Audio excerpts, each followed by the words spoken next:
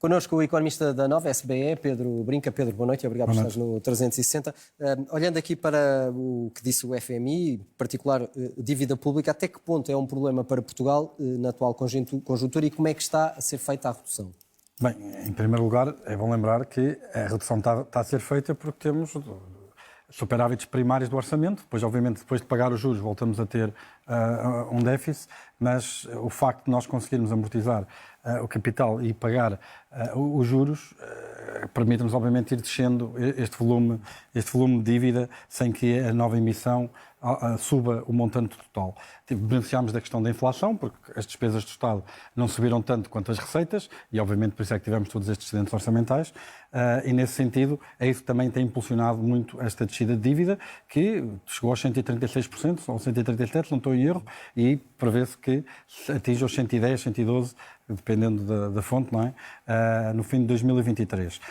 Essa trajetória de redução, obviamente, será abrandada nos próximos tempos, porque nós não vamos ter crescimento nem de perto nem de longe. O crescimento que tivemos neste último ano não se vai repetir em 23, não se irá de certeza repetir em 24, nem creio que se irá repetir tão cedo. Nesse sentido, obviamente que é importante ter as contas equilibradas, até porque nós não temos um nível de dívida pública assim tão diferente do que era aquele em 2011, quando veio a Troika. E, nesse sentido, aquilo que nos permite estar nesta situação, neste momento, são duas coisas. Por um lado, o facto de termos, de facto, um déficit equilibrado. As contas públicas estão muito mais equilibradas do que estavam na altura. O déficit chegou perto de 7%. Por outro lado, também temos a questão de um enquadramento internacional em termos de apoio institucional. Dá hoje muito mais confiança aos investidores que, se houver algum problema, que, de facto, as coisas estão salvaguardadas, o que permite aos Estados ter maior flexibilidade e gerir a dívida com outra confiança.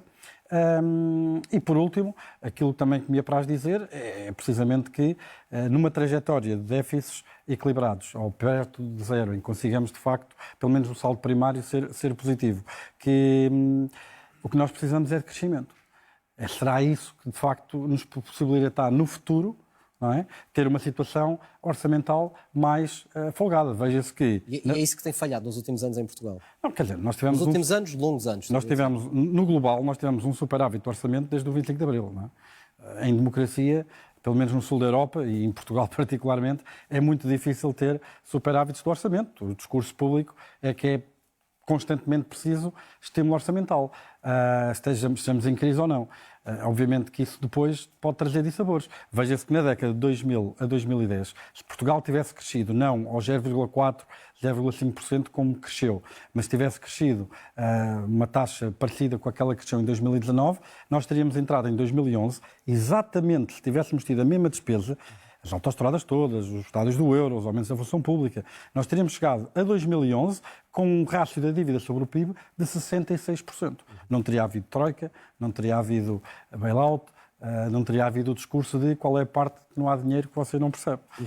Nesse sentido, obviamente, é importante manter esta disciplina orçamental e, obviamente, trabalhar nas reformas estruturais do país. É isso que eu gostava também de ouvir mais. Trabalhar nas reformas estruturais para o país. Eu dou-lhe um exemplo simples.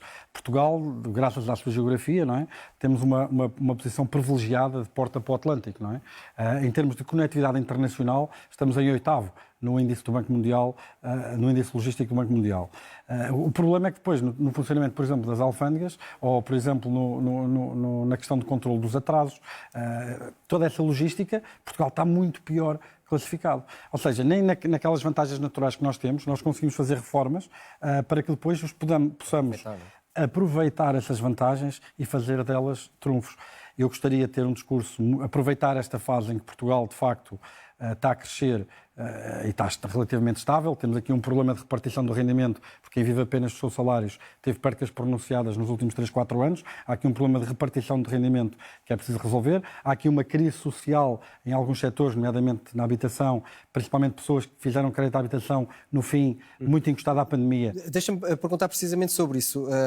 Também de acordo com o FMI, que faz esse alerta em relação à habitação, dizer que Portugal é o 8º país em 27 onde há um maior risco proveniente do mercado imobiliário, que é um problema que se agrava, ou seja, com a inflação alta, com as taxas num país que vive muito, ou que as pessoas pedem muito taxas variáveis, podemos estar no início de um grande problema.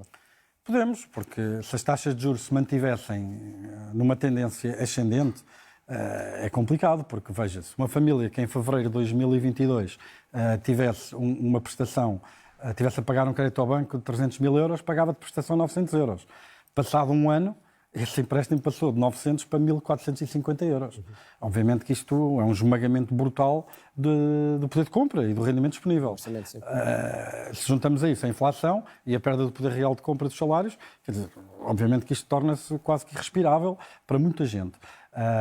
Esse é o desafio, mas eu volto ao ponto principal, que é a maneira mais importante, mais estrutural, mais definitiva, é termos reformas estruturais que permitam ao país entrar numa trajetória de crescimento, de criação de valor, que permita sustentar uma convergência social que sem convergência económica não é possível. Nós não invertermos a tendência. Nós em 2020 estávamos com 85% do rendimento comunitário. Nós agora não chegamos aos 80%, estamos em 77%, se não estou em erro. Portugal estaria, acho que era Portugal perdeu para aí 7 ou 8 lugares no ranking da União Europeia em termos de rendimento, relativamente ao rendimento médio.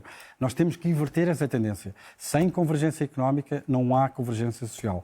As condições de vida do que é a Europa mais desenvolvida e as condições de vida que temos em Portugal vão aumentar cada vez mais se nós não conseguirmos alavancar o país para criar mais valor, mais riqueza e depois aí podermos distribuí-la. Porque nós não podemos distribuir aquilo que não temos. E perante aquilo que eu ouço, quando o Governo desvaloriza estas previsões do FMI, é apenas uma questão de pormenor. Eu aqui concordo com o Primeiro-Ministro. Eu acho que não há que dar acho que não há a valorizar muito estas previsões. Se nós andarmos uns meses para trás, é inacreditável o quanto elas mudam. Eu acho que nós estamos a viver um momento um bocadinho de pânico, entre aspas, um mini pânico, se quisermos. Porquê? Porque em fevereiro a inflação aumentou em Espanha e na França. Há aqui mecanismos de indexação salarial por trás que realmente podem estar por trás desse aumento. E isso é fácil de explicar, porque em 2022 os mecanismos de indexação salarial, ou seja, a revisão dos preços e salários para o ano que começava, foram relativamente fracos. Porquê? Porque em 2021 a inflação foi muito baixa. Em 2022 a inflação foi muito alta. Chegamos ao princípio de 2023, rever preços e salários são revidos numa alta maior. Eu estou em crer que os meses mais fundamentais de teste serão março, que vimos que a inflação baixou mais do que aquilo que estava à espera. E principalmente abril e maio. Porquê? Porque já são meses, quando nós olharmos para as taxas de inflação a 12 meses, vamos estar a comparar níveis de preços de uma economia em guerra, que é como estamos agora, com níveis de preço de uma economia que já estava em guerra, que era a economia em abril e maio e março de 2022. Estou em crer e tenho essa esperança que realmente a inflação vai abrandar de forma mais determinada e que, provavelmente, as projeções que eram feitas em janeiro relativamente à inversão das taxas de juro possam voltar a ser uma realidade e possamos, eventualmente, até ter descido as taxas de juros antes do fim do ano. O FMI alerta também que é preciso, que os riscos são altos e que é preciso responder rapidamente no caso da turbulência financeira se transformar numa crise sistémica. De certa forma já respondiste a isto, mas Portugal estará preparado para essa resposta, caso seja necessário? Portugal tem uma situação frágil. Como eu disse há bocado, Portugal, em termos de dívida pública, tem um estoque de dívida pública que não é muito diferente daquele que tinha quando teve que pedir ajuda à Troika. A grande diferença está nas instituições internacionais, lá está, como eu disse, que dão mais confiança ao investidor.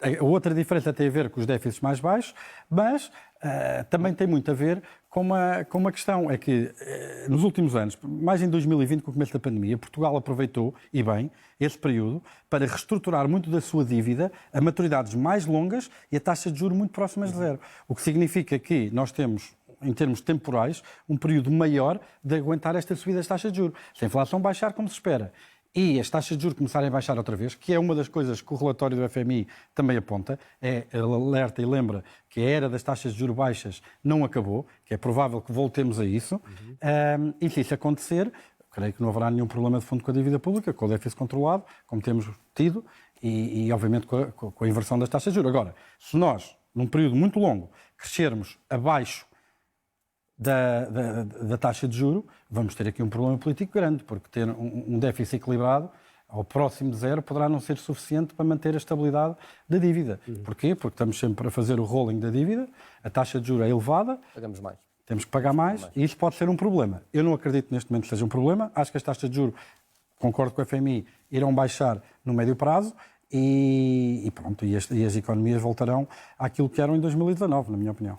Vamos ver o que é que acontece. Há muita incerteza nesta altura. Pedro Brinca, agradeço muito a presença aqui. Obrigado. No 360. Boa noite. Obrigado.